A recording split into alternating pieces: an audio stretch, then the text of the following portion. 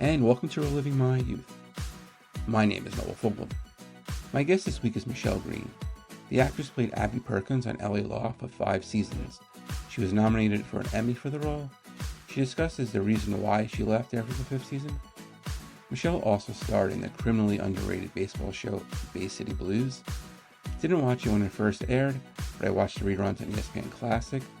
Such an amazing cast: Michael Nure, Ken Olin, Dennis Franz, Patrick Cassidy, Perry Lang, Michael T. Williamson, Sharon Stone. Great show. Michele talks about the reason why it ended so abruptly. Besides being a very talented actress, Michele is also an amazing author. In the past, she's written a few young adult novels. She currently has 2 book series with Cassidy Clarke. I recently listened to the first book in the series, Hollywood Hitman. Highly recommend it, and also the Emily Ray series. Really enjoyed my conversation with Michele, and if you do, please rate and review the show. I would really appreciate it. Here's Michele. So Michele, thank you so much for joining me today. I really appreciate it. Certainly. Thank you for asking. Yeah, so congratulations on the Cassidy Clarke book series. I listened to the first one, Hollywood Hitman. I really enjoyed it. And the I'm second glad one, you did. Thank you. Los Angeles, is out now, which I'm gonna Yeah. do that real Yeah. soon. So let's talk about just, I guess, the evolution or the creation of the character Cassidy Clarke. Well, I got the original idea for the book based on the father, right? I was really interested in because I think that when you've been like a homicide detective for a long time, you walk like there's like a very fine line almost in sort of the mentality. I don't mean the criminality, but in the mentality of the detective and the person that they're after. Because the person they're after is a predator, and the detective has to become a predator Right. with that guy as the prey, right? And you have to sort of get into this mindset that is a little bit similar, right? And I really wanted to do this story about it. Started out with Bill Clarke, and I wanted it to be about Bill having been an amateur boxer, having possibly some mental degeneration issues where he had these mood swings and he had impulsivity. Right. And then once he's untethered from being a detective, what happens when you're untethered from the structure of your life? And I really had my very first idea was the relationship between him and Tyler Derby, and how that becomes kind of weird and twisted, right? Because Derby has an agenda and he Yeah, realizes that Bill has this weakness, right? exactly. Took And advantage that of was it. the jumping off point. But I really didn't want my protagonist to be like a 65-year-old man, Yeah, right. not for the genre or Yeah, anything. exactly. And so I really wanted to add in the Cassidy character, which I thought gave us like an interesting, a young woman who's very focused, very determined, in a counterpoint to Bill, because Bill is really sort of like a loose cannon. He's like that kind of guy who gets Yeah. something in his head and he just goes down a rabbit hole. Right. And she's the opposite. She's very considered and she's very cautious and she's very deliberate in the things that she does. And I wanted that counterpoint between the father and daughter, that they have a good relationship, but there is this undercurrent of that, you know, and she's at the age where you really begin to realize that your parents have faults, Mm. right? Because she's like such a daddy's girl and she just idolizes her dad. But she's old enough now. She's like 24. Yeah. She's old enough where you start to see those fissures and go, oh, wait a minute, you're like sort of a hypocrite in that way, aren't you? And that's a maturity journey for adult kids, because you can go on being idealistic you want to sort of be idealistic about your parents as long as you can. Right. And then the moment comes when you realize that's kind of disappointing, you know, you've kind of screwed that one up, didn't you? Yeah. You know, and so she's the beginning of that journey. Um, and I just thought that was an interesting time and place in like the father-daughter relationship. And then, of course, I wanted the serial killers and I Yeah, of wanted their course. Yeah. stories to overlap with the serial killers. Yeah. Yeah. Yeah. And you also get like the kind of the new school, old school police work. Yeah. Yeah, and where, she's very he's by the very, book, and yeah, he's been he's like forced to retire because he's right. that kind of guy who like was caused a few too many problems, right? Yeah, Few too many like use of force complaints, few too many push the line. And he really has that mentality that you do what it takes. exactly. And she has the mentality of like, we have to build a better relationship with the community, Right, especially the LAPD, because I grew up in LA and the right. LAPD, They have a history. Yeah. God, a history do they have? Yeah. Like, that moment in the book early in where Joyce Ramsey, the police commander, Yeah. says, we don't want federal oversight. Because, they were under federal oversight for more than a decade, right? Right. So she's like, we don't want federal oversight. So, Yeah. The fewer eyes, the better. So, mhm. yeah. Yeah. Yeah. So when you're like coming up with the book, was a trilogy or like a series always in the cards? I kind of had the first idea for it as a standalone book. Okay. And then my editor, Jessica Tribble-Wells at Thomas and Mercer, really wanted a series. And we've started with 2 books. Now we're in that phase of like, Mhm. how much are they selling, right? So, Yeah. like, Yeah. Yeah. are they getting decent numbers? Are we going to get more books? But I have another series with a UK publisher Okay. called Storm Publishing. That's a whole different series of books. And those books are doing quite well. Okay. And they just added a 4th book to that series. So it's kind of there, you get like a glut of books on Amazon, and the more books you get on Amazon, the more good reviews you get, Right. the more the algorithm pushes your book. And Thomas and Mercer is partnered with Amazon for marketing. So they do quite a big push for you. They're sending out their stuff all the time. So we'll see. I'm hopeful. I would love to have a 3rd book in this series. I already have it in my Okay. head, but I'm just sort of waiting to see. Yeah. Now, are you working on both series at the same time? Can you do that? I mean, is it easy to I kind of had to separate the I had two? to do that in the Oh, last year and a half. I had to because I got my deal with Storm like in April, I think, of 2024. And I already had a book that I turned in as a completed manuscript. mhm. But we had to do a big editorial rework on that because my editor there wanted changes. So that was quite a big edit on the first Yeah. book. But then we had 2 other books in the series. So we were like, okay, we got the deadline on this one. And now you have to have the Mm. deadline on the next one. And because of so many sales for publishers now are digital sales, it used to be you had all this time in between hard copies. Right. Now, like they want them done. They want to release them within 3 or 4 months of each other Mm. so they can do the digital sale and the Okay. digital push. So then so I was in the middle of that edit on that first Emily Ray book. And then I got the deal with Thomas and Mercer, and they were like, okay, here's your due date for Hollywood Hitman. And I suddenly had like turn in the Emily Ray book, finish the 2nd book in the Emily Ray series. Oh, do the Amazon Mm. book for Thomas and Mercer. And I spent a year and a half with just these endless deadlines, right? And I'm one of those people who always thinks I'm going to write much faster than I write. Right. So I say, yeah, I can make that date. Yeah.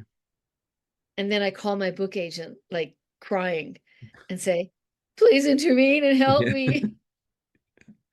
Has Yeah. like ever like a storyline or an idea for an Emily Ray book kind of accidentally seeped into the Cassidy Oh Clarke? yeah. There are moments where because you have different ideas. Like the Yeah. Los Angeles is about teenage runaways Okay. in LA. And there was kind of an overlap idea there that I ended up using in my 4th Emily Ray book. Mm. And so you have to have the conversation where like the group of victims in that book cannot be teenagers because of the type of storyline that it was. But initially in my head they were. Right. And so you had to like separate that idea into 2 different books.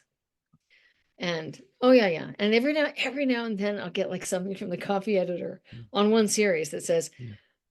who is this character? And it's like the last name of a character from another book Oh. series. I'm like, oh no, that's the police lieutenant in the Emily Ray series. Sorry. Sorry. His name should be so and so. Yeah.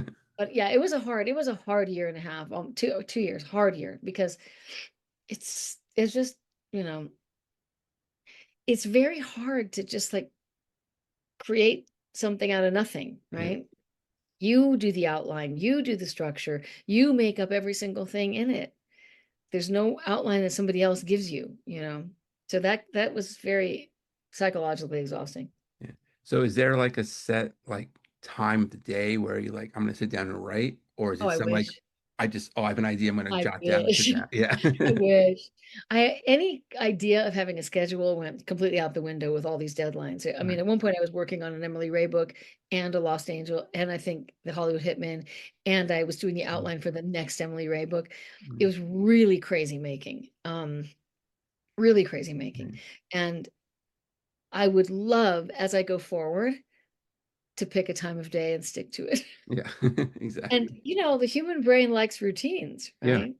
So I think I should do that. I really think I should do that. I should, but I Yeah. just wasn't able to this time. Right, So right. It's like almost like you want to have like a 9 to 5, job, yeah, but I, sometimes I wish I creativity doesn't could. work like that. I know, and sometimes you're like walking the dog and you get like a great idea and you go, oh, I gotta go home and I gotta go home and write that down. Yeah. Even though I was planning to make my phone call to Verizon at that point, Okay. or whatever I was going to Yeah. call the gas company at that Right, point. exactly. Yeah. Yeah. The everyday chores get in the way and what. Yeah. Yeah. So do you like walk around with your phone if you have an idea, you just like voice No, record it or I no? never do. I do that every now and then. I'll do that if I have like a whole new idea for a whole new book. Right. But this is going to sound so weird. I stay up really late. Like I tend to stay up till about 2 in the morning. Okay. And I'm only able to do that since my son is out of high school. Like I couldn't do that when I was driving him to school. Yeah. But that's kind of my natural body clock. Okay. And I sleep till 8:30 or 9, right? Although I love to get up early. I love to get up at 6, but Okay. I can't do it because I don't really want to fall asleep until about 1:30 or 2. Right. And I always have to take a shower before I go to bed. And I get so many ideas in that middle of the night shower. I don't know what that is. At Right. like 1:15 in the morning, I take my shower and I'm like, oh, wait a minute. That, that's how that conversation should go. Right. And then I'll make a couple little notes. Okay. And then- So But I it's don't know not why it is you middle don't of the have night. like a waterproof crayon. You're not writing Yeah, in the shower or anything it's like really that. and I noticed it on this last Emily Ray book. I was like, why do I get all these ideas in the shower? Yeah. I don't know. Right. Now, I'd imagine probably both series can be transformed into TV shows, right? Yeah, Okay. yeah. Has that Yeah. been approached yet? I have a book rights person I'm working with, Okay. and last year we had some interest in Hollywood Hitman. It didn't play out, which was fine by me because it wasn't like the situation I wanted. Okay. Yeah. And I feel honestly right now, I feel like what I really need to focus on is the promotion of these book series because I would rather have them really out there in a number of book festivals and Yeah. conferences and podcasts Right. because that puts you in a different position then, Yeah. right? In a different position as a product, right? And I have so many contacts in the entertainment industry. I mean, there's like Right. 5 people I can call up right now Yeah. who have like multiple shows on multiple networks and say, "Hey, man, you want to read my book?" And they're personal friends of mine, so Yeah. they'll read it. But Right. I really don't want to do that until I have sort of enough heft, Yeah. behind each series. Yeah. Because I mean, there are certainly enough avenues now with all the streaming sites Oh where God, yeah, yeah. There's tons of them, yeah. endless, like Right. And plus, you crazy. wouldn't want it to get lost. I Yeah, mean, you want to exactly. And you want use, to you want to be with, it's not that you just want to get it made. You want to get it made by the right right people. people. Absolutely. You want the right writer, the right director, the Yeah. right production company. You want the right network. Yeah. You know, Exactly. you want the place that's going to push it Yeah. and you want people who understand, like when you're the book author, you're not that involved really. Unless you're like a big book author like Stephen King. Right. And then you have a lot to Yeah. say. But you're not that involved in the day-to-day process of it, right? But you weigh in, you weigh Yeah. in on it. But it's but you don't want it to be with people who who would make it like reduce it down to the most sensational elements of the story. Exactly. You know what I mean? Yeah. Then you just feel like, well, you're making a shit TV series of my pretty good book. And I don't Right. like, yeah. Yeah. I mean, you don't want Yeah. to dumb down the character who's a Exactly, really smart exactly. character in the book. Yeah, And and it's you just like, don't want to dumb it down. And a lot of what happens in TV is it gets really dumbed down, right? yeah. Yeah. Yeah. I read a book. It was called The Passage, and they made it Yeah. into a TV show on Fox with I think Mark Paul Gosselaar. It was kind of like a sci-fi type show, and the book was maybe 800 pages. It was a massive Right. book. show lasted like 5, 6 episodes. It didn't even Right. get to like chapter 4 in the book because it got Right. canceled. And it's like it's so disappointing. You know, it's just like how Yeah, you have to, and sometimes authors are so excited with the idea of like, oh, somebody wants to we do get the it. show. But Yeah. if you've worked in TV, and I've worked with really good people in TV, Right. I worked with like really, really good producers and Yeah. writers and directors, and they had really high production values. I don't feel impressed by you're just someone in TV. I feel Yeah. like, what do you do in TV? Do Right. you do really good stuff or do you do crap, Yeah. So Yeah. my No. book rights person probably doesn't care for that, I'm sure. Right. Exactly. Yeah. Yeah. But I listened to the audio version. Was there ever a chance for you to narrate it? Well, I was really initially when I got the deals, I was really interested in that. I thought, what a fun thing. Right. But I was so busy writing. There was no, because that's quite an involved process, Yeah. and you director and you really have to and I'm very, very happy with both the narrators for the Emily Ray Mm. series and for the Cassidy Clarke series. Right. And the narrator in the UK, her name is Patricia. I think it's Patricia Rodriguez is her name. She was really funny. She sent me an email after the second book and she said, I was looking at reading the dialogue of the characters and I realized you must have a background in theater because the way these characters talk is the way people really talk, Right. as opposed to a lot of times dialogue can be kind of stilted. But if you've been an actress for years, you're really accustomed to dialogue Mm. and you're really accustomed to what you have to accomplish with each story-wise, Right. with each chunk of dialogue, you know. Mm. So, and I was very happy about that. I was like, thanks, I appreciate that. Yeah. Yeah. So when like did you first think about writing a book? I wrote and sold my first novel literally 20 years ago. Well, okay.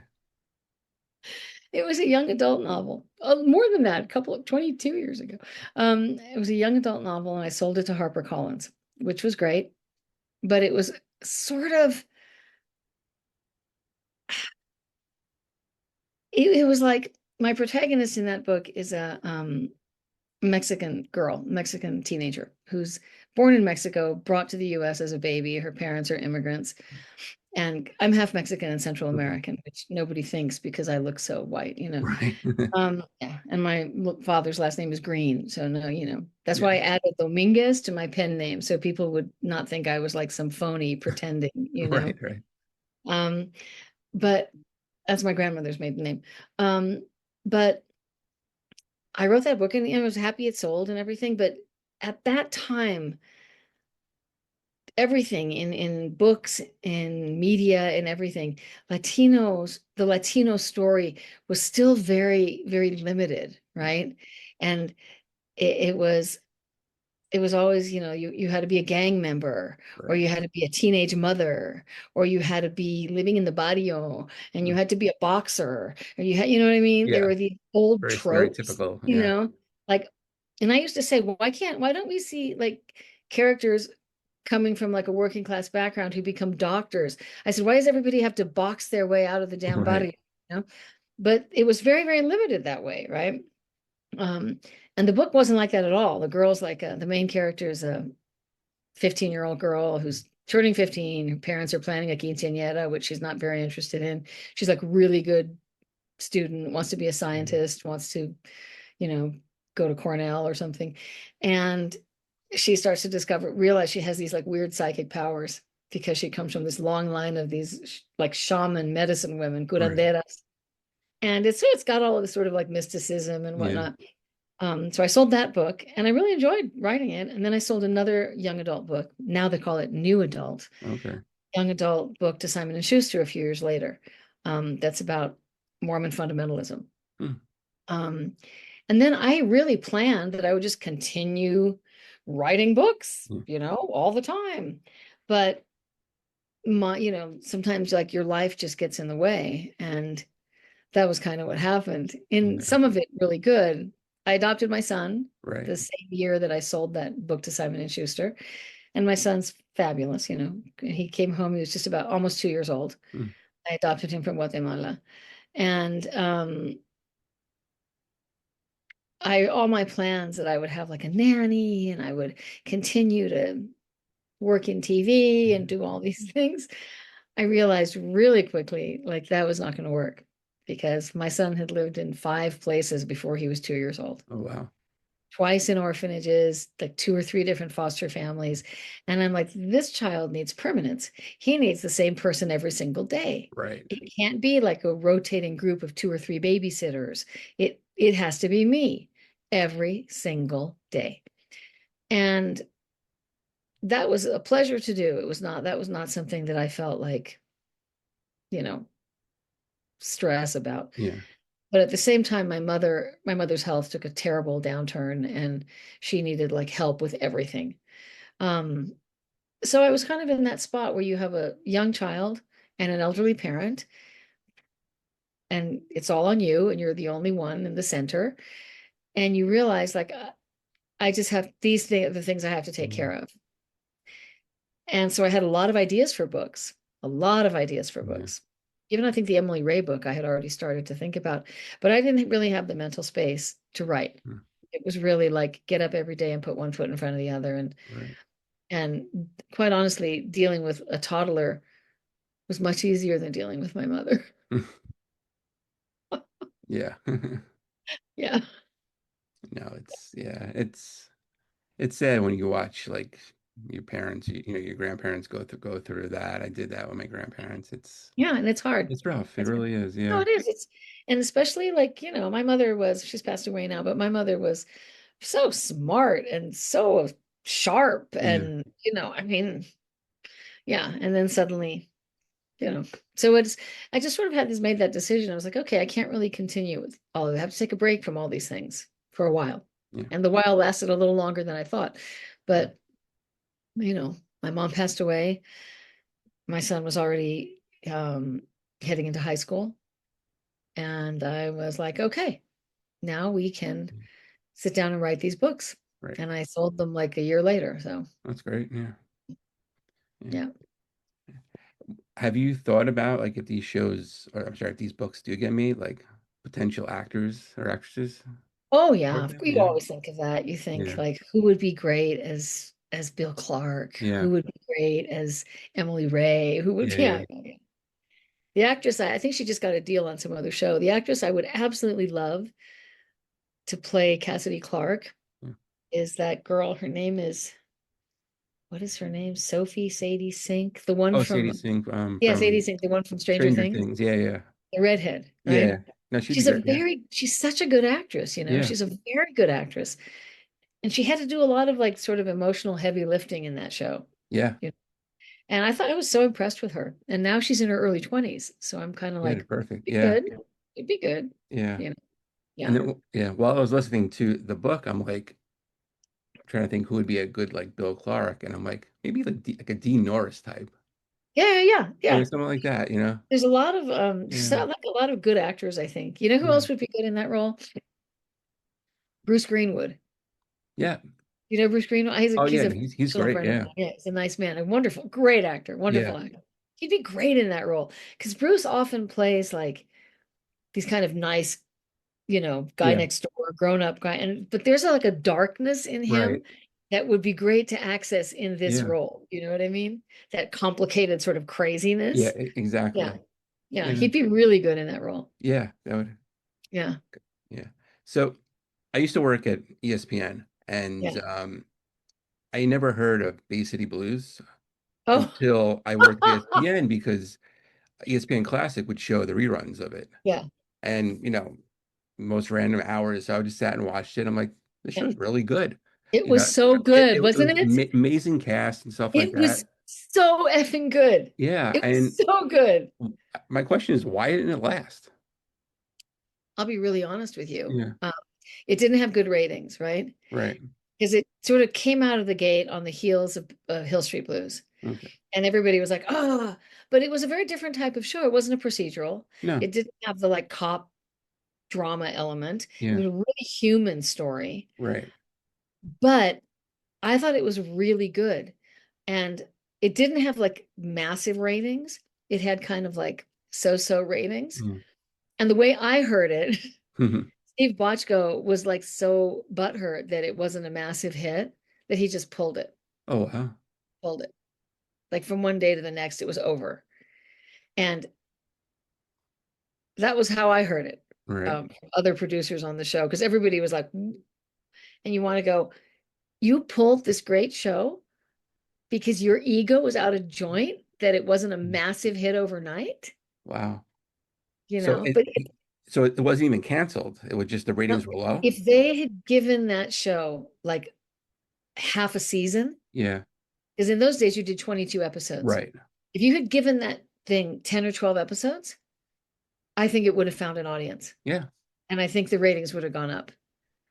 It was Michael T. Williamson was so good in it. He was Marco amazing. Rodriguez, Yeah. Dennis Franz. Oh, Right. Ken Olin was like a young And all actor was guy. yeah. I mean, Perry Mhm. Lang was great as my Yeah. husband. He Right. was he Yeah. was great. Knuckles. Yeah. Yeah, the Knuckles. I mean, Yeah. it was a And really, yeah. really good show. And I And was like that was Sharon always something. Stone. It was, yeah. Yeah, I was just like, you know, Yeah. And I but had what do you yeah. do? Yeah. I had Barry Tubb on Oh, yes, I a know couple of Barry years. Tubb. Yeah, Yeah. he the character. And then Eric Anderson. Yeah. Oh, yeah, I Unfortunately, like Eric Anderson. unfortunately, Nice he man. passed away last year. Very nice But man, Eric yeah, no, Anderson. he was great, and he became Yeah. an author too. Yeah. So Yeah. yeah, but yeah, and I would watch that show all the time on ESPN. It was really It good. was It's a such a shame. good show. I Yeah, know it had all this like, and it had this odd sort of melancholy yeah, kind of depth to it of these people that were trying so hard in this weird town in yeah. Modesto, you know? Right. It was I Yeah. thought it was great. Yeah. I really Who? thought it Yeah. was a really Who good was show. I the? love that show. Yeah. Who Yeah. was the best baseball player out of all of them? I don't know. Okay. Patrick Cassidy. Okay. Yeah. Right. Yeah, Patrick Cassidy. Yeah. Yeah. So I'd imagine then you kind of had an in for LA Law then. Yeah. Yeah. Yeah. I knew Steven and I Yeah. knew, a number of people who worked on in that, a lot of the people from Bay City Blues went over to that show. Okay. So Steven called me and asked me if I wanted to do that role of Abby Perkins. Right. And I got offered another series the same week. Oh And wow. it went on to be a hit show. Okay. And I had to sort of decide, Yeah. but I chose LA Law. Okay. What show was that? Matlock. Oh, okay. Yeah. So it's To play his one daughter. law show to another. Okay. Yeah. And I chose LA Law just because it had such a like realistic, edgy Yeah. kind of thing. Matlock was different, Matlock Yeah. had more of that kind of folksy, Exactly. but it would have been nice to work with Andy Griffith. Yeah. Oh, sure. Yeah. But it was like his show where like, kind of LA Yeah. Law more of a Yeah. ensemble, Yeah. Yeah. like Yeah. yeah. Yeah. And they changed his daughter several times. It was Okay. initially it was Linda Pearl, and Okay. then Yeah. they got rid of Linda Pearl, and I did a TV movie with him, and Right. he was a really lovely man, but you could see where like if he didn't like you or You were there was gone. something about you he didn't want, you'd be gone. Wow. You'd be Okay. Yeah. He was very, very I think as long as you stayed on the good side of him, You were fine. you're fine. Yeah. Yeah. But if you somehow got on the wrong side of him, Exactly. you'd be out. Right. Yeah. And I did this TV movie with him and I got along really well with him because I had been like a rabid Andy Griffith Show fan when I was a child. Right. So I was always saying to him, okay, Yeah. what happened in the episode with Goober? And Yeah. he would laugh and say, Right. you know, Yeah. and I knew like all the episodes. So Right. he loved me. Yeah. Yeah. I never watched it, but I knew the ending because like it was on TV. The reruns were like on TBS, so whatever Right. show was on after, I would watch it. So you always see the ending with the whistling and walking by Yeah. the It's lake what's and stuff. interesting that I watched it now again as an adult because my son liked watching it when he was Okay. little. And that show is so well written. I mean, it is really well written. Right.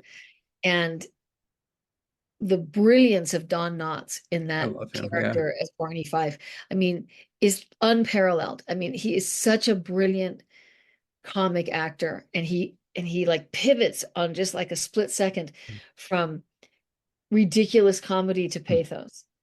And he's brilliant at Mm. that. So the Barney character has these moments where you're like, oh, he's so ridiculous. And then in the next moment, he's like breaking your heart. Right. It's a very, very well written show. Of course, it's got all those weird things because it's supposed to be like it's Yeah. pre-civil rights era in North Yeah. Carolina. There's Right. never any strife, you know. Yeah. Yeah. Exactly. Yeah. And Andy Griffith was actually very, very politically liberal, Hmm. you know. And but so it's actually a brilliantly written show. Brilliantly written show. When you look at when you start to watch it, you go, man, this, you know, and it doesn't tackle any big issues, of course, Yeah. but it's really well written. Yeah. That the stuff they write for Don Knotts is just knock you down. So funny. There's an episode called Barney and the Choir. I could literally watch that episode every single day. And it's the funniest effing thing. I just, every now and then we're just home and my son will be Yeah. having dinner. My son said, let's put on Barney and the Yeah. Choir. Yeah. Yeah. Yeah. Yeah. So like I'm assuming that's your comfort show. Do you have any other ones? Oh, my son and I love Mm. watching television. Yeah. We always watch television during dinner. Okay.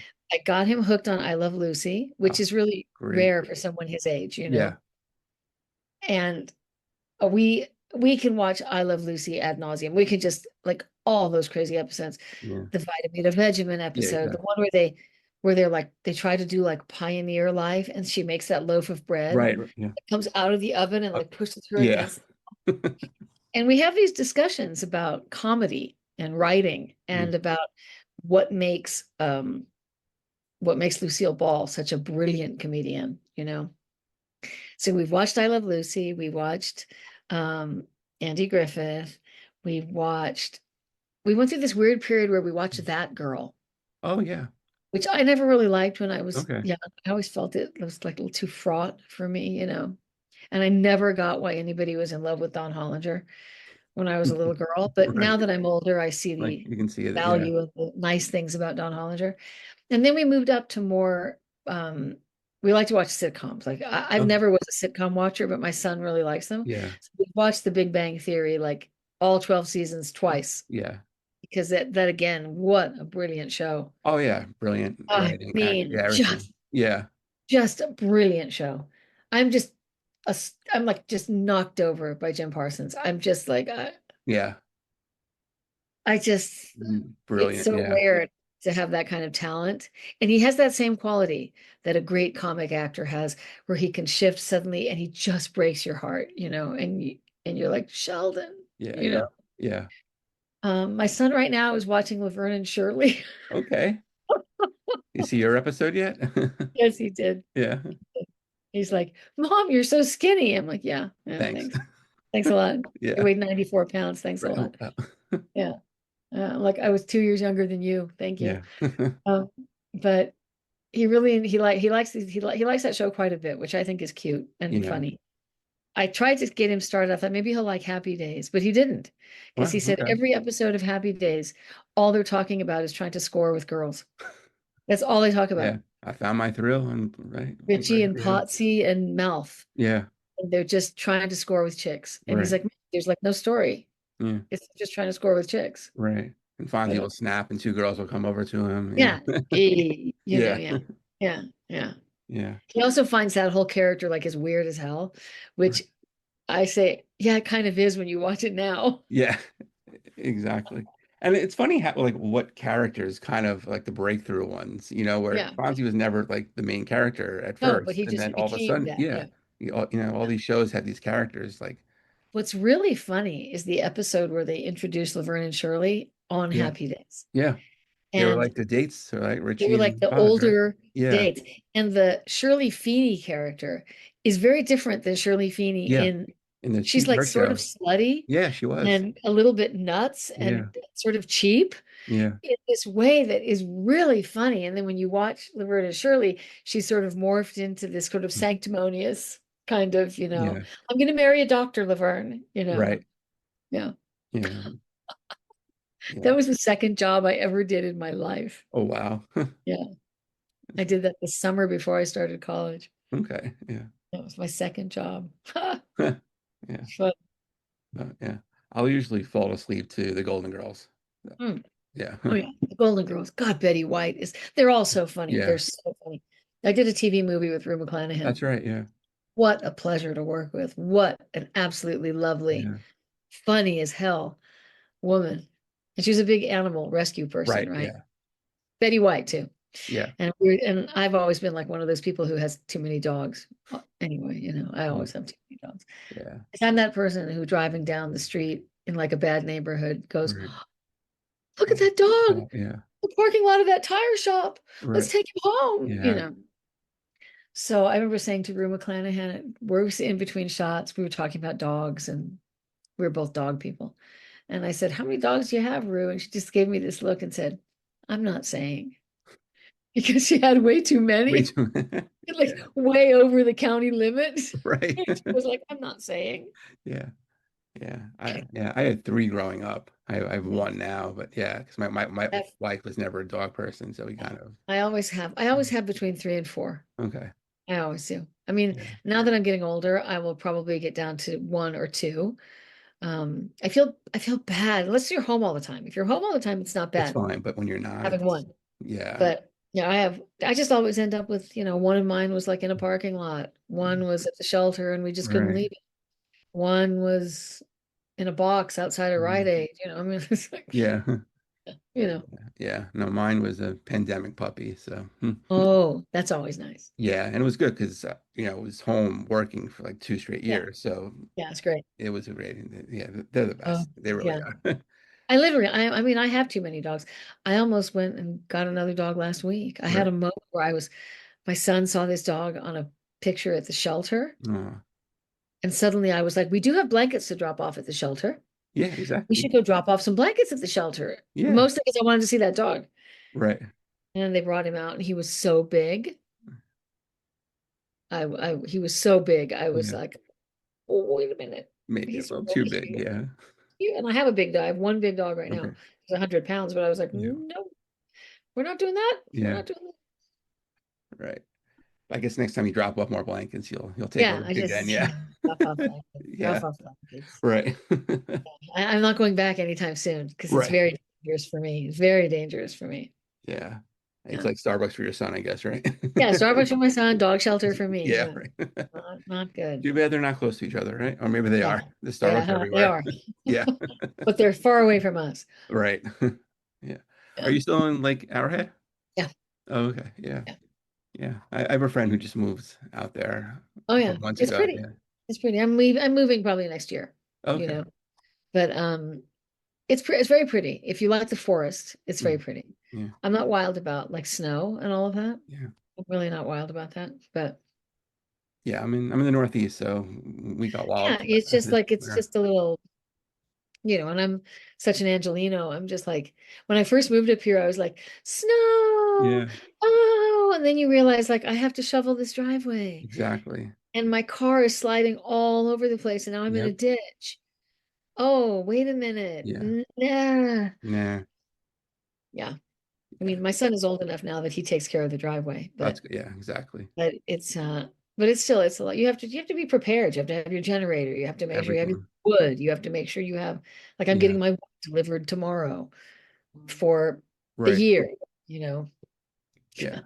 Right. It's like when you're a kid, it's amazing. It's great. But then So when fun, when you're yeah. an adult, when you actually have And you got to make sure you responsibilities, have all the right tires, and you got to make sure you always yeah, have jackets in the car, and you got to make sure you always have yeah, water and and batteries and flashlights and batteries and your whatnot. Yeah. flashlights, all Yeah. yeah. Yeah. And it's fine, but Yeah. you know, yeah. Yeah. Yeah. So kind of back to LA Law. Did you know right off the bat that was going to be a hit? It was a hit like immediately. Like Yeah. it aired that first night and the numbers were like through the Right. roof and the reviews were through the roof. Yeah. So it was like a sudden hit and we were all just kind of like, whoa, okay. I Yeah. remember seeing Harry the next day at work and we were like, yeah, you know, which was great. It was great. Yeah. Yeah. And it had one of the best theme songs of all Oh, it time. did. It did. Yeah. That was a nice song. Yeah. Yeah. Dun, dun, dun, dun, Yeah. dun. Exactly. And the little license plate dropping Yep. in. Yeah, it was great. Yeah. Yeah. Yeah, it was fun. It was a really fun gig. It was a great show to work on. Really nice people, super nice people. Yeah. I mean, the actors were Right. super nice. The crew were really great. Yeah. The producers were like, Oh, take it. like, Yeah. Yeah. eh, you Right. know. So you were done after the fifth season, right? Yeah. Yeah. So did you intentionally leave, or is that kind of Oh forced no, that? no, What I was happened? totally. It was a really nasty thing. It was There was one producer on the show who had worked on Bay City Blues also. Okay. And I had known him since the Bay City Blues days. And in those days, he was like a very like underling producer. He was kind of he'd been an AD. Right. Yeah. And then he sort of climbed the ranks, in Steven's company. And Steven left. Steven was kind of like, I'm not involved anymore. But he was still had like some oversight stuff. And a lot of our writers left. David Kelly left, and we Mhm. suddenly had all these new writers, and Mhm. Harry was leaving, and Jimmy was leaving, and Susan Day was leaving, and then she came back for a year. Right. Um, and but this one guy who I had known since the earlier days of his career, like hated all the actors, right? He went through this weird period. He like hated Mhm. everybody. Right. He was constantly dragging everybody over the coals and calling people into his office and Yeah. and he had a particular hatred of me. Why? And I have no idea. I have no idea why. Well, I do have some ideas, but I probably am not going to say them here Yeah. on your podcast. He had an in he was a guy who was straight. I mean, he was straight, he was Okay. married, but he Yeah. had a weird interest in my boyfriend who was a cameraman on the show. Like a Okay. very strange interest in him. Right. He was an executive producer and he would call like the third camera assistant on the Yeah. weekend. Nobody does that. Like Right. nobody does that. If you missed work for a day, he would call him at home and say, I heard you didn't come to work today. This never happens. Like this never happens. Right. And my boyfriend on the show, he was like very uncomfortable. He was like, this guy's calling me at home. Yeah. But he developed this like virulent hatred of me, this producer. Right. And that whole year, he would literally call me into his office and say, I've compiled a video of all the different hairstyles you've worn in the last 3 years. These are the ones I think are best. These are the ones I think. And I'm like, Huh? huh? Yeah. My hairstyles? What are you talking about? We'd be shooting. And by the fifth season, we were really getting into like 18-hour days. It was Okay. really long days and a lot of reshoots. And you would be like halfway through a scene and he'd come down and go, I don't like that jacket Michelle is wearing.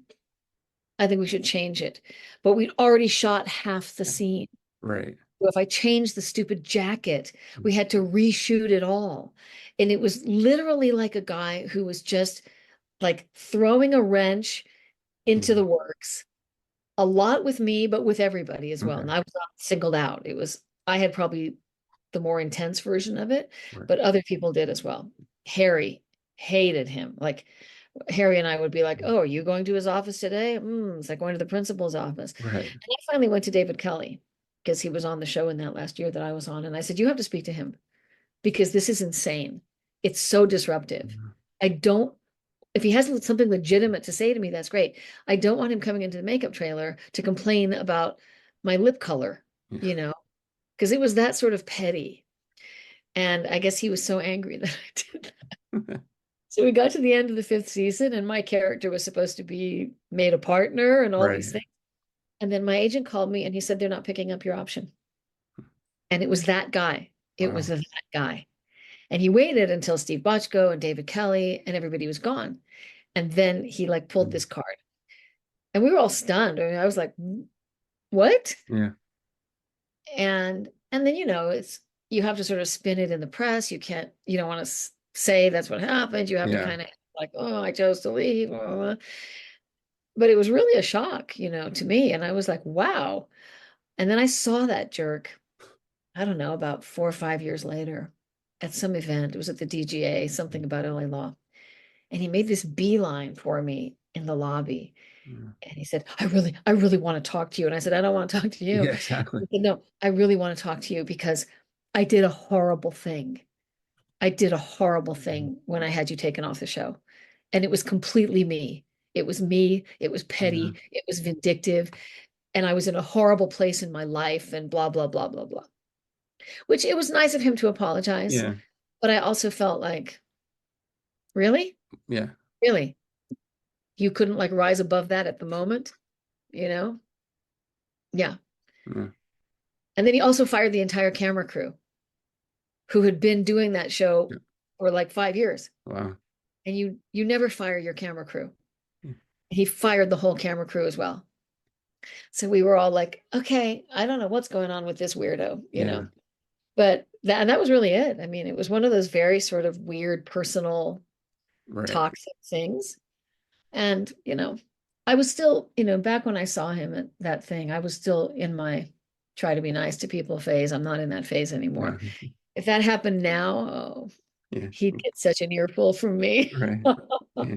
And kick him in the balls or something. It was such a petty, stupid thing to do, Yeah. so Right. whatever, For no but in real a certain reason, way. apparently. Pardon me? For no real For reason, apparently. no real reason. Yeah. I think part of it was that I had known him before he was an executive producer. Okay. There's some people in this industry who they only want to be around people who know them with this job title, who see them Okay. as like the big cheese. And if you knew Right. him before, You then still you're think of sort them of like that like way. you saw me in my other Yeah. incarnation. I don't want anybody to know that, Right. you know. But I remember him standing at the DGA and going, I'm really sorry. I'm really sorry. It was so petty and it was all Mm. me. It was all me. And he said, I didn't want you to think it was you. I said, oh, buddy, I never thought it was me. I Right. said, I never thought it was me. Yeah. But it was just it was one of those petty industry things. Mm. And I also kind of wanted to go, why'd you fire the camera crew too? Yeah. Hmm, you know, Speaking of hmm. petty, right? Yeah. So I was just like, whatever, whatever, Yeah. goodbye. Yeah. He's still out there working on TV shows, but Hopefully he my matured. dream really is for one of my books to become like a series, and he Yeah. wants that gig, and I get to like go, oh, Nope. that's never Yeah, happening. exactly. Oh, Yeah. that's never No, no, no. happening. Yeah. Right. You can watch it when it comes out. Yeah. Yeah. Yeah. Yeah. Yeah. And like a couple years later, I saw David Kelly and we were talking. He said, why didn't anybody tell me that everybody hated that guy? I found out after I was gone that Yeah. everybody hated that guy.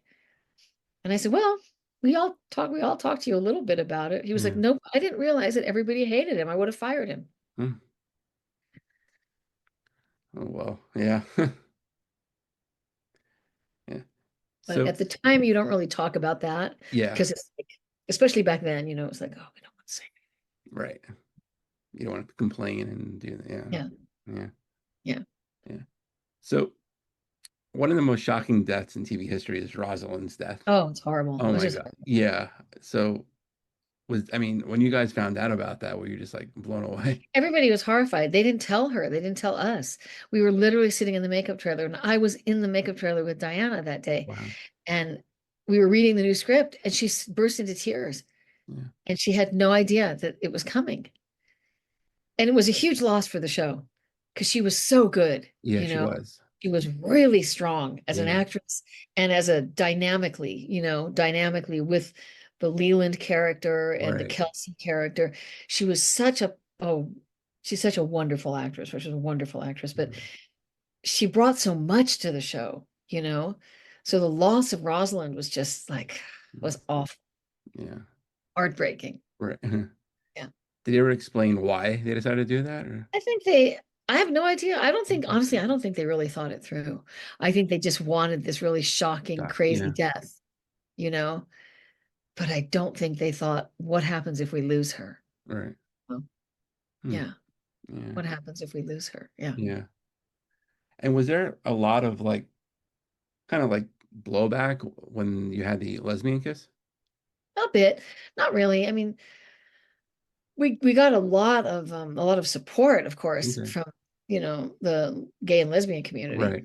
Um, we got some, not much, not really much. Yeah. Every now and then you get like weird like fan letters that people would write from some like weird right-wing Christians or Yeah. something, you're like, Right. whatever, Yeah. go away, go away. Yeah, Um, exactly. but it was just sort of came and went. It was Yeah. sort of like boom. Right. Because I don't remember much. I remember like the Roseanne one when she had that. I think Yeah. it was Mariel Hemingway, but like I don't remember much with your was it And it was just me and Amanda Amanda, Donahoe, right? and it was Yeah. like they didn't know what to do with Abby. I've always said that. They just never knew what to do with poor Yeah. Abby, right? So they never knew what to write about Abby. I always felt that way about it because Yeah. Abby was, look at my hair, so weird. Abby was like, I felt like there were a lot of stories you could write about Abby because she was the only character who was a single parent. Right.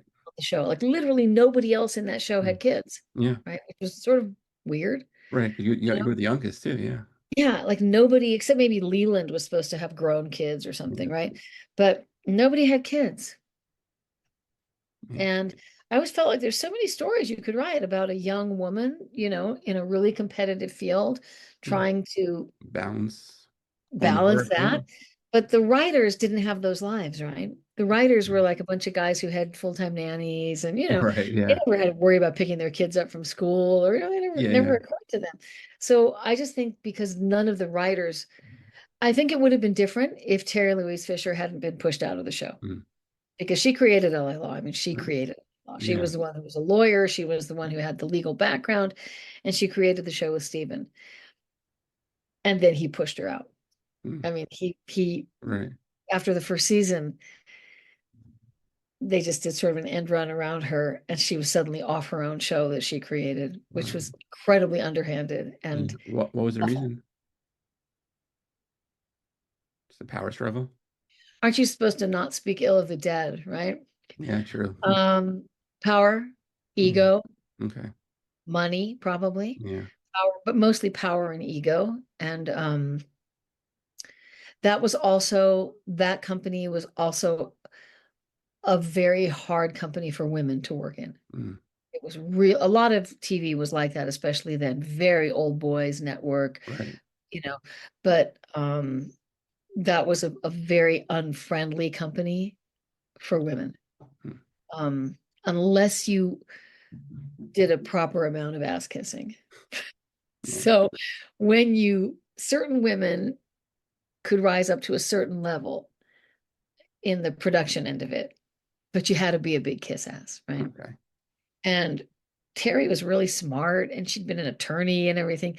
And I just think that it was really, we were all shocked when they did that. I mean, we were really like, what the hell? And Susan Day said, well, there goes all the writing for the women. Yeah.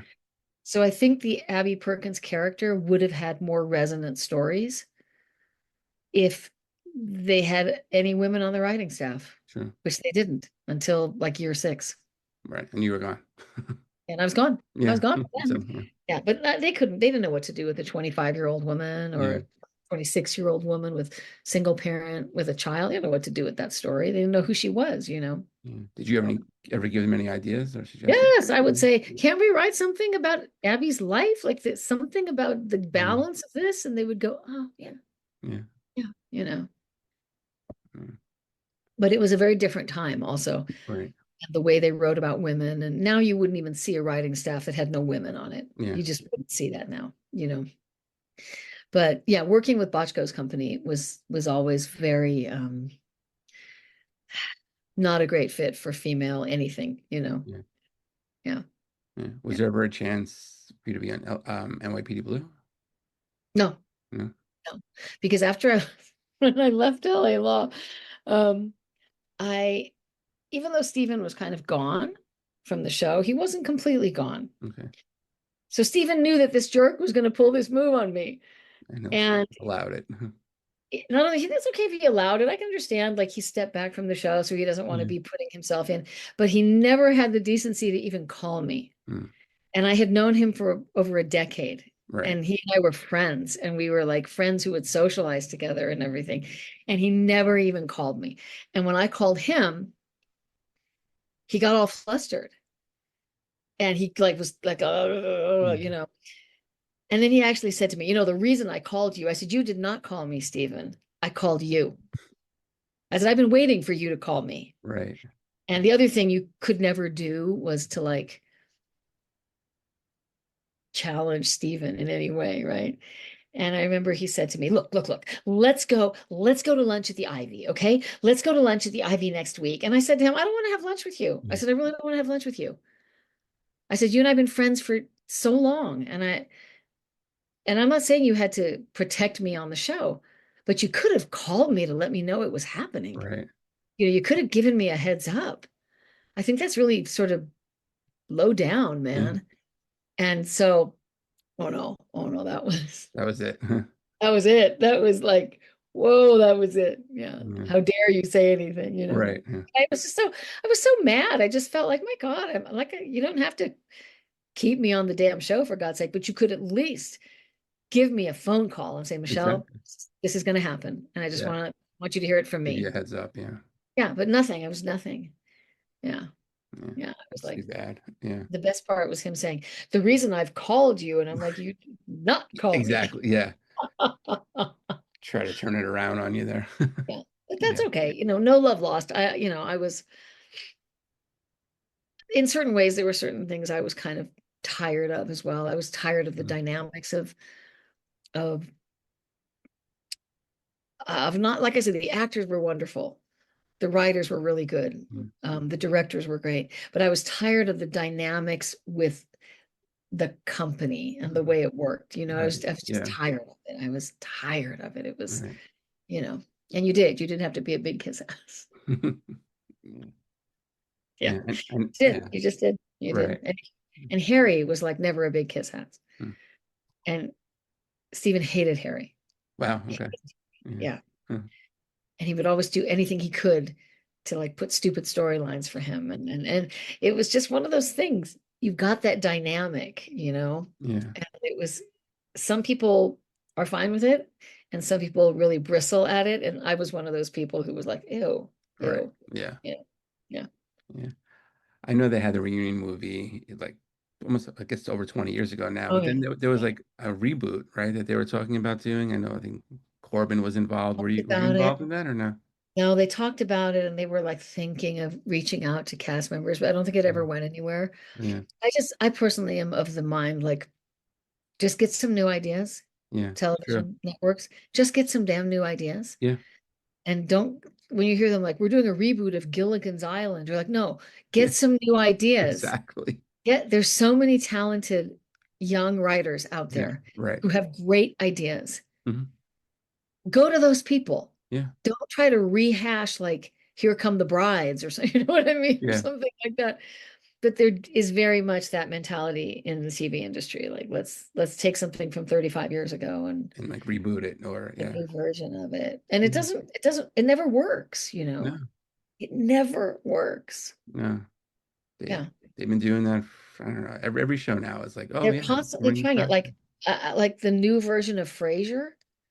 Yeah. It's like unwatchable. It's unwatchable. And you cringe when you watch it. You're like, Yeah, it's not the same. You're missing the heart yeah. of, no Niles, no, his Yeah. And dad's not around anymore. It's not the same. it's also because there's like this alchemy that happens like in a cast Mm, in, with a certain show. And you can't just recreate that. And yeah, you can't even keep it going if one cast member leaves. right.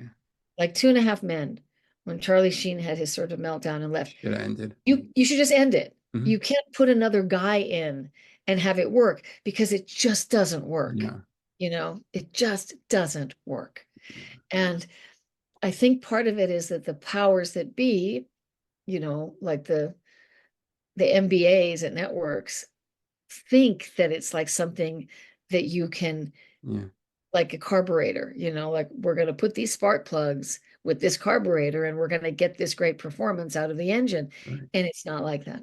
No, Can't, you can't name what that thing is that makes it work. right. Right. Yeah. So Yeah, I mean, because Friends was six friends, and yeah, they made a yeah. spin-off, and just it bombed. Bomb, bomb, Yeah, bomb, the Golden bomb. Girls spin-off that Yeah. bombed. Bomb. You Yeah, can't, and it's almost like they just can't let it be and say, you this can't. is a No, brilliant thing that no, worked. Let's come up with a brand new idea. exactly. We have to like try and siphon off pieces of it. Yeah, And I always think that's because executives, I think they want to recreate something, but they don't even know exactly how the first one worked. You know what I mean? exactly. Right. It Yeah. just, it just came out of nowhere and Yeah, just, yeah, because you can't say like this person, this chemistry between these actors is going to work. You just right. don't know, You don't know. Yeah. Yeah, you don't know.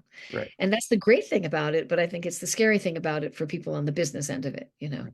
Yeah. because you want to be able to say, it's like the Coca-Cola formula. You want to be able to say that it's this, Yeah.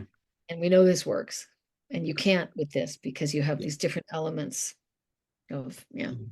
And then when you tinker with it, you get New Coke, and that just bombed. It's So horrible. Do you remember how bad New Coke was? that was horrible. Yeah, Remember how bad the taste was? it was so bad. So bad. Yeah, And they do that to all kinds of things. everything. Like, Just leave it alone, you just know? leave it the F alone. It's Yeah, really good the way it is. Oh, New Coke. I yeah, forgot about New yeah. Coke. It was it was It just was horrible. horrifying. Yeah, I don't even think it Horrifying. lasted a year before they Yeah. What are brought the back the other? old. I want to think of another like really bad reboot of something that totally didn't work. Like a product. Like, Then, well, they made remember Crystal Pepsi? oh yes, I do. That was Yeah. another one. Yeah, just Just brutal. bad, Yeah, bad crap, you know? yeah. There's a little Italian restaurant I go Mm. to in LA that is right in the area that I grew up in. It's right on like Oh yeah, Fairfax 3rd. And that little restaurant has been there since before I was born. Now it's moved like, half a mile away or right. something. But I grew up going there my whole life since I was a child. And it was the kind of place, my elementary school was right behind it. So like on open house night, Yeah, you'd see all your friends there with their right. family. Everybody would be there and eating Yeah. spaghetti. It was a little tiny. And at one point, they tried to change their sauce Uh, just a little bit. yeah, And there was like a rebellion in the neighborhood. Like everybody rebelled. And it right. was also really popular with senior citizens. A lot of like Mhm. old ladies who lived in like the nursing homes Yeah. behind counters on Fairfax. These cute little old Jewish Mm. ladies would come with their walkers. There Mm. was a massive rebellion because Right. they tried to make the tiniest change Yeah. to their sauce. And then they had to go back, of course. Of course. Yeah. Yeah. It's just like, because someone has an idea, let's reinvent the wheel, even though things have been working Yeah, and for you're like, don't decades. And reinvent that. Go make a different car. Like, yeah. don't try and reinvent that wheel. Make something different. But it's oh, new Coke. God, was that Yeah. horrible? Yeah. That That was was so that was horrible. bad. Yeah. It had like a weird aftertaste. It was, yeah, it was really bad. Yeah. Yeah. So I wish people in television would just give new young writers Yeah. chances because they'd rather go. I had a very good friend who was the head of NBC for a number of years, who's an old friend of mine from college. And he said to me once, like, they will literally give a new show to a guy who has had 10 dead bang losers in a row Hmm. than give it to a new writer. Uh, They would rather give the guy with the loser shows yeah. another show than bring in a new writer who has a great, fresh idea. Right.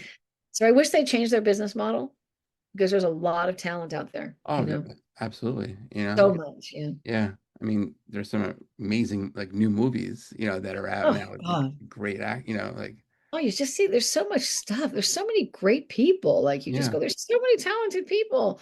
My God, yeah. yeah.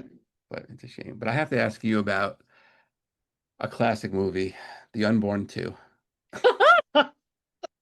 I had I had Scott Valentine on a few years ago, and our conversation went in different directions, so I didn't get a chance to talk to him about that. But what a classic. That movie, that was literally one of those movies where it was like the middle of the summer. They made you a pretty decent offer. Yeah, It shot in town. You didn't have to right. go on location. And I was like, sure, whatever, Why sure, not? I'll Yeah. do it. And I had worked with Scott Valentine before. So Okay. he and I were already friends. Yeah. What a ridiculous movie that is. It's so ridiculous. Yeah. With that baby, I mean, that the funniest thing Yeah. about that baby looked just like Richard It Nixon. did. It It really, looked it just like really Richard did. Nixon. Yeah. And I remember the first day they brought him out, Yeah. they were like, there's the robotic baby who like moved. And then there was Yeah. like a rubber baby The one you're fighting. who they did like the fight scenes with because you couldn't hit the robot because the Right. robot was too, Too expensive. delicate. Yeah. Yeah. So they had this rubber baby. And I had to do a whole scene where the baby attacks me Yeah. and I had to fight that baby, right? Like you're punching Just it. remember Yeah. having to like hold the baby against the wall and punch it and everything. When they brought it out, we could not stop laughing. Everybody on Yeah. the set was like, this baby looks just like Richard Nixon, just like Richard Yeah. Nixon. So I mean, I can imagine you had to do so many takes because you just stopped, Oh, we couldn't couldn't stop stop laughing. laughing. Yeah. The director, I remember in the take where the baby and I are having a fight in the Yeah. kitchen. I remember, I don't know, it's just by instinct. I held the baby against the wall and I threw like an elbow at him and I hit the baby in the face. And the director like fell apart laughing. He was like, you just You just like elbowed the baby in the face. He said, we're keeping that. We're keeping that. But they just basically throw this baby at you and you have to pretend he's Right. attacking you. You have to be like, Yeah. It was Right. so funny. And the baby just like falls from the Oh yeah. attic on you. It just Yeah.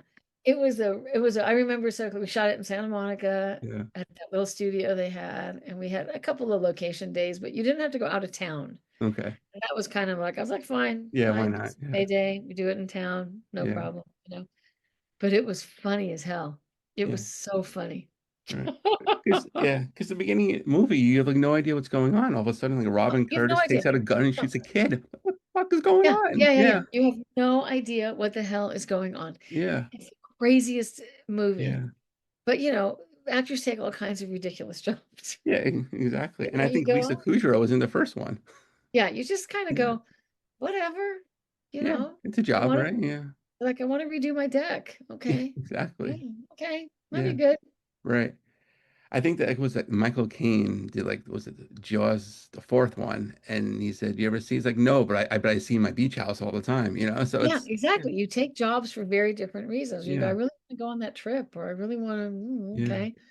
And oh, The Unborn too. Oh, Yeah. my son has never seen that movie. Oh, He keeps asking me about it every now and then. I'm like, well, if you can find it, yeah, it's on go YouTube. find it.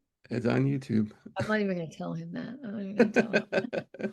Yeah, But the baby, and the best part was the yeah, baby looked like Nixon. yeah, Just remember the whole set. We could not stop laughing about that. yeah, When they brought him out, like the special effects people, we were like, yeah. he looks just like Richard Nixon. And you're feeding a raw meat. Yeah. Oh no, it was like, that's all he'll eat. Yeah, I don't know what to do. yeah. It's just funny. Yeah, Yeah. Oh, everything about it. I remember the baby was like, yeah. You just hear the little yeah, yeah. Classic. Yeah, but everyone watch it. It's on YouTube. It's 90 it's a minutes of really funny pure movie. joy. Yeah, it's really fun. I've done a few of those kind of jobs where you Yeah, just go like, whatever, man. right. Yeah. Yeah. Oh So yeah. where can people get all the books? The books are all available on Amazon. Okay. I think they're also on BookBub. I think the ones from the UK, they're like 90% digital publishing. Okay. So Storm, it's called Storm Publishing UK. But if you go to my author profile on Amazon, which is Michele Dominguez Greene, if you just enter my name, it'll pull up all the books and they have all the links to buy them. So the Emily Ray series has 3 books in it, and the Cassidy Clarke has 2 books right now. We're hoping for a third. Hmm.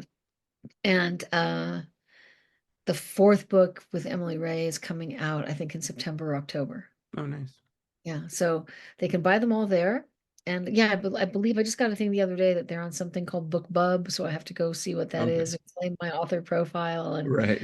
And pretty soon, once they're on Amazon, they start ending up on other online Other side. sites as Yeah. well. But Storm, and I believe that the Cassidy Clarke books they should be in bookstores too, because there are hard copies available, Okay. you know, like physical copies. Yeah, yeah. But I think the best place probably is on Amazon. Okay. Yeah. And the audiobooks are on Audible. Oh So yeah, Audible, it's Kindle, great. everything. Yeah, Yeah. which is great. But And the Michelle, Emily Ray books are actually on special this week. okay. I think it's the first 2 books in the series, maybe, or it might be the 3rd book in the series.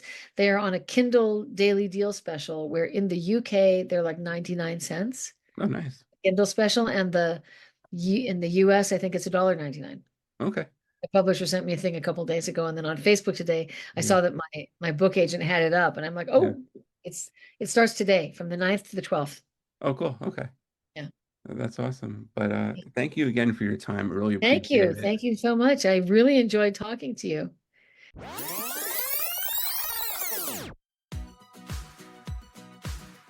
And a special thanks to Michelle for joining me today. You can follow her on Instagram at Michele D. Greene. She has 2 websites, Michele-Greene and Michele Dominguez Greene. And if you have a guest suggestion, hit me up on X, formerly Twitter, at @thepersonal19. Be sure to like the page Reliving My Youth on Facebook. You can go to iTunes, check out all the past episodes you've had. While you're there, please rate and review the show. I'd really appreciate it. Don't have iTunes? Not a problem. Shows on SoundCloud, Spotify, Podbean, Amazon Music, YouTube, basically where you can find a podcast. New episode will come out soon. Stay safe, everybody. We'll see you then.